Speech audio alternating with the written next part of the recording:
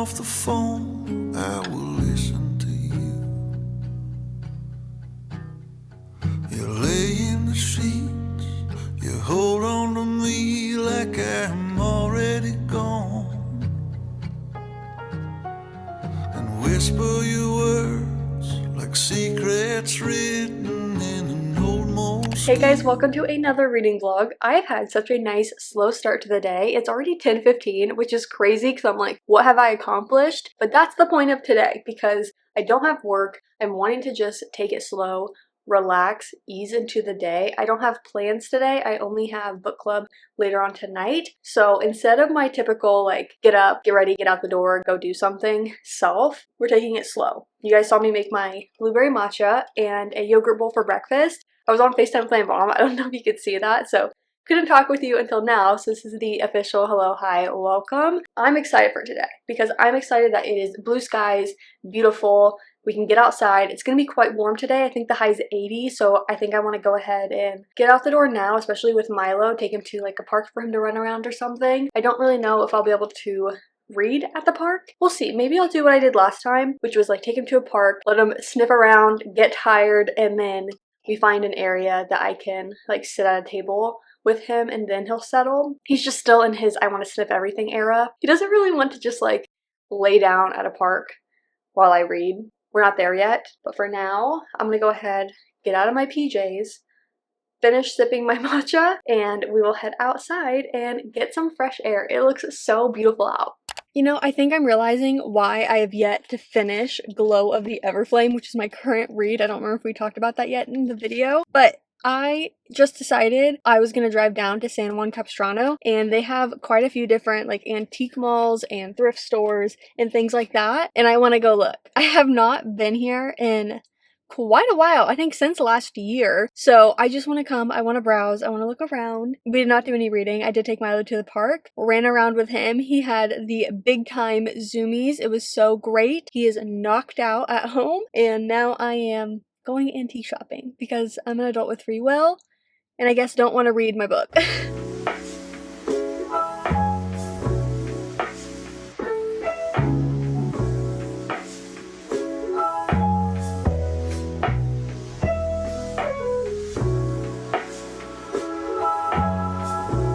It has been quite a few hours. It is almost 4:30, which is when I want to head out for book club because I want to go ahead and pick up some dinner on the way. But the antique shopping side of things was kind of a bust in the sense that I didn't buy anything, but it was still fun to go and walk around. I went to two places. I didn't even film the second. It was just kind of like not the vibe. It is what it is. I feel like with any thrift store, antique store, whatever, like you just have to like keep going because you never know what's going to be there. So I definitely want to go back in maybe like a few months, but for now, it was fun. It was fun to go to San Juan. I didn't want to like stay and linger. Honestly, it was just such a hot day. Anytime I've had to take Milo out past like 10 a.m., it just feels hot and not fun. There's not enough of like a breeze, so it's just kind of hot. I'm gonna go ahead and pack my bag up. I have my book.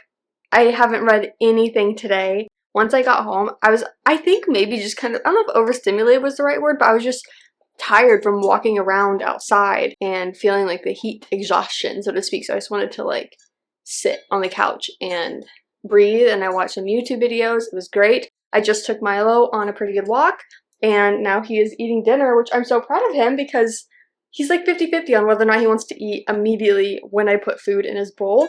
So happy that he is eating, and then I'm gonna head out for book club.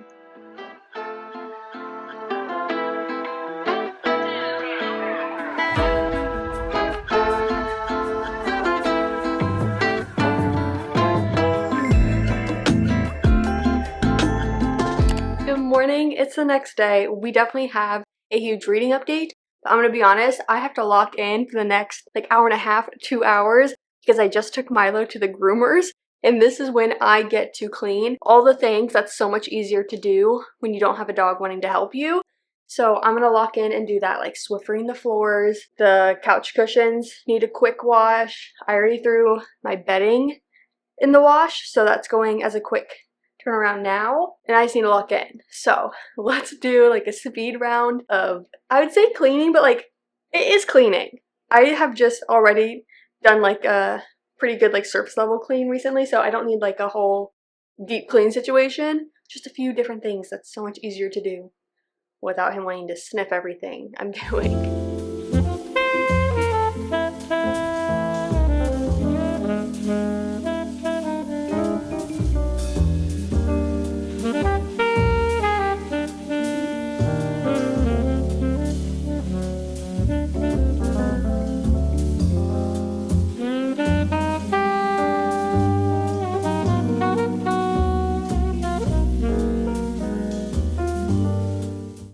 Okay, it's been a while and I have just been chugging away at all these different tasks. I think after the last clip I filmed, I started Swiffering. That's when I quickly realized I could not be filming it because I didn't know how to maneuver the camera around, on top of not wanting to step on now the wet floors.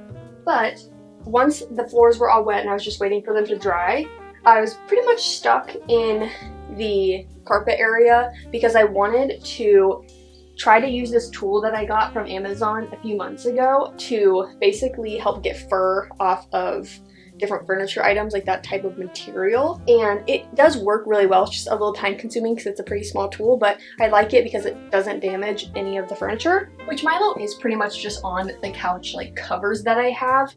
But he does sometimes like rub against the front of the couch and that's not protected. And while he isn't a huge shedder, he does have black fur and sometimes that does rub off on it. And so having a cream couch, I feel like I notice it once I clean it, like, oh, that was a little dirty. I spent time on my knees doing that. And then I was kind of just putting everything back together. And now we are here tackling this. I actually had the sheets that I had on here before. They are now dry, sitting on the big beanbag chair, but I really wanted to put these on because they're just so soft. I'm obsessed. So I was able to switch the laundry load, and now the couch cushion cover things are in the dryer. I put those in the dryer because they're so lightweight, so I want them to dry ASAP, and then I'm gonna move the rest of like the blankets and stuff that I usually have on the couch. I'll move those over after because I just wanted to make sure the cushions are dry in time before I have to go get Milo. I feel like I'm going to out myself here, but in case you're lazy like me or just didn't really understand, this is your sign to wash your Brita because I change the filter every single time like it starts blinking red, whatever. But oh my god, I did not realize how much the like container itself got all the like gross gunk that is in water. So I took it apart and cleaned it so well. Oh my gosh, but that is something that was long overdue and something I'm very much aware of now and will be washing it much sooner.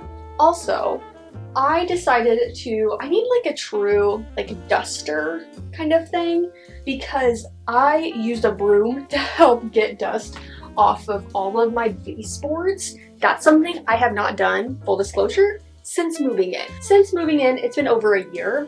Like, embarrassing. It just always felt so tedious, so I never wanted to do it.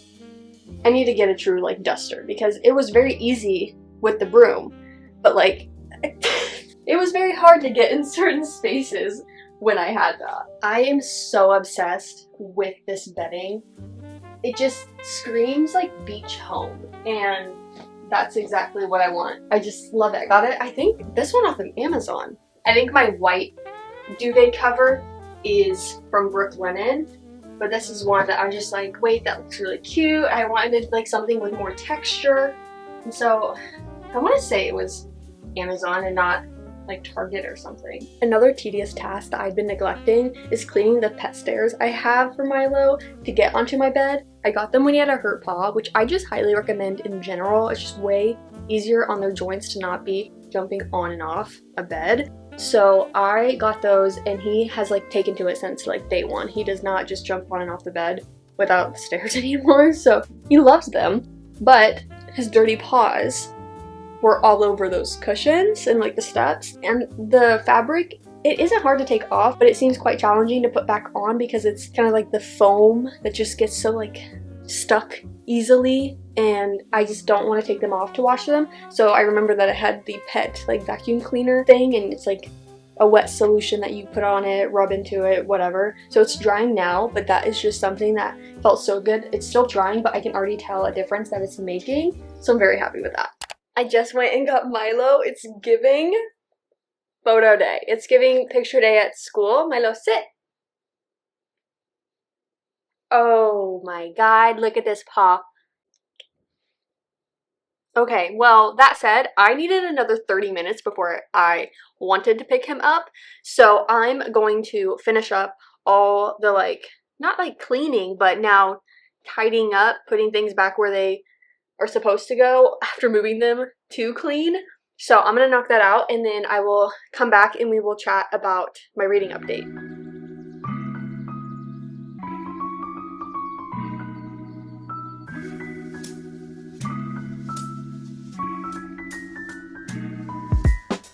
Okay, I have 12 minutes left of this sprint, so I wanted to come on and chat with you because I was not able to give you my reading update before starting live streams.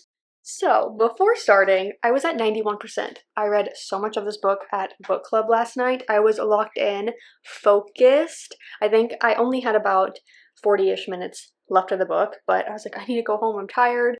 And then I came home and pretty much went to bed. So, I wanted to finish this before I started live streams today. That's okay. I finished it in our second sprint, and I am so obsessed. I immediately went to look at Heat of the Everflame, which is book 3, and Libby had the audiobook. 35 hours.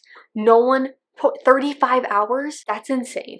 I know my library, at least the one that I was at, had the physical book there, but I saw that it's on Kindle Unlimited. I think this whole series is on Kindle Unlimited, so if you want to check it out, you can check it out that way, if not from your local library physically. But oh my god, 35 hours is, it's a long book. So I'm thinking I definitely just want to read it on my Kindle and not even check it out from the library as a physical read. But I'm so glad that I started this because oh my god, so good. It is so good. I'm very curious about the next book because I felt like books 1 and 2 just did so much in considerably little amount of time, and I'm curious if I'm gonna read the third book and be like, this could have been shorter, or if I'm gonna be like, thank God it was this long because there was so much greatness. And then we have the fourth book, which I don't know if it's the final book or not, but that one comes out in September. So, I mean, that's my deadline, but at the same time, I think I just want to read it sooner than later. So I checked out the audiobook from Libby, and then I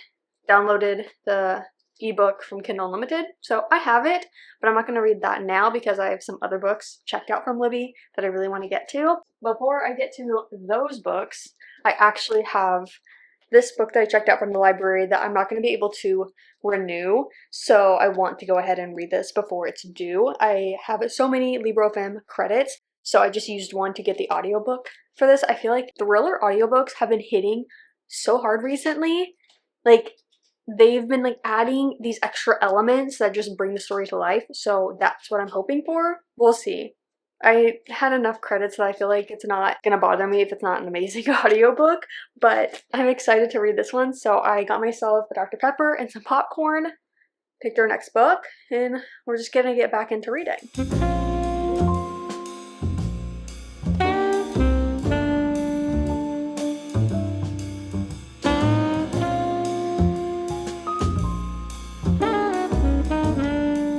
Good morning, it's the next day, and I want to give you a proper reading update before I head out the door. One that's better than the quick one I had to give during live streaming last night, which, can I just say, I was live streaming for nearly 5 hours. That's insane, definitely the longest I've ever done it, but I felt like we were all just so locked in and having a great time. My plans originally were like, I'll stream for a couple of hours, and then I'm just gonna sit on the couch and read all night. So I felt like when I saw everyone having a good time, I was having a good time, and I was just in the mood to read. It's like, let's just go until I'm tired. So that's exactly what we did. And I read so much and had so much fun. I love the little breaks of chit-chatting and then getting back into reading. So I'm loving kind of the 25-minute reading, 5-minute break. And then after, I don't know how many sprints, it gives you a 10-minute break. So I love it. I feel like it's just perfect. I think I updated you after a couple sprints when I finished Glow of the Everflame. Oh my gosh, you guys. Here's the thing about this series. I believe book 1 was the same way, which is what got me into this mess of picking up book 2, but they both end on like cliffhangers, and I'm not used to that. I feel like a majority of the fantasy series I read, the first book, or I guess any of the books in the series, like they end in such a way that like wraps up the book that as a reader I feel satisfied, but I want to continue the story. So you can kind of see how like the events or at least a majority of the events in this book wrap up, but you see where it's going to go next. These just end on cliffhangers. I finished this and immediately went to check out Heat of the Everflame, which is when I saw the audiobook was 35 hours, and I was like, oh, yeah, we can't do that right now because I have various Libby checkouts and physical library checkouts that I'm not going to be able to renew, so I want to make sure I get to them. So I'm going to read a few of those before diving back into this, but I'm so excited to read this. If you have thought about Spark of the Everflame series, I think it's the Kindred Curse saga. Unfortunately, you do need to read it. You do need to add it to your TBR because it is so good. Obviously, can't speak to this book, but Spark of the Everflame, you're essentially following our main female character who is amongst the mortals, living her low-class life, if you will, as they all do. And she is having to navigate working in the castle with the Descended, which is our magical beings in this realm.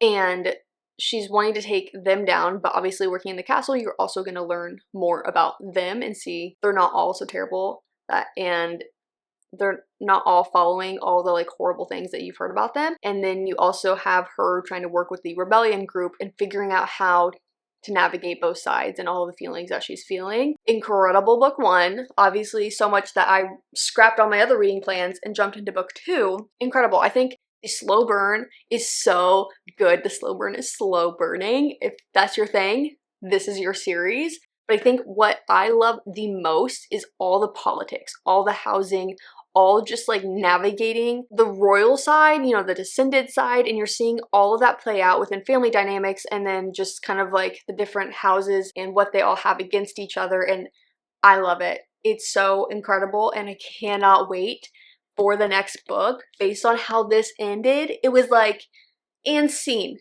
Okay, bye. Ma'am. Pen. That was really mean. When that ended and I realized I wasn't picking up Heat of the Everflame right now, I saw what books I had checked out from the library physically and then my Libby checkouts, and that's when I realized I really wanted a thriller, so I picked up Anatomy of an Alibi, which I read over 200 pages of last night. Incredible reading. I think I only have maybe an hour and a half worth of reading left. It was a bit of a slower start, but I felt like once it picked up around 20-ish%, maybe, like, I don't know, there was some sprint that I was like, oh, like I'm in it, because we're starting to get reveals. You're starting to see the messiness of this. I didn't read the synopsis heading into it, but just based on the first chapter, you are seeing these two women that planned an evening or day, weekend, whatever, of essentially swapping places and securing their alibi for that night, that weekend, whatever. That was like the initial, okay, but why? This reminds me of Kill for Me, Kill for You energy and the Murdaugh family, like true crime, Murdaugh murders. This energy, that Southern influential family, lawyers, but also like these two women swapping places to be each other's alibi. And you see very early on within the first chapter, if not the first two, getting like both POVs, that like they're not being fully truthful with each other and not fully sticking to their plans. So you're immediately just like, what and why and what is going on, and in the best way. So while it did start a little slow, I felt like it picked up pretty early on, and like since that point I've been in it. I've been in it and I cannot wait to finish that book, hopefully today. I need to do a little bit of work stuff. I'm gonna head out and actually meet Riley at a coffee shop, and then we're gonna go to a farmer's market. It's gloomy now. It said it was supposed to be sunny. Maybe the sun will come later. I just finished getting ready. I'm gonna pack my bag and head out because I'm sure it's about time for me to go, and I will obviously take you along with me.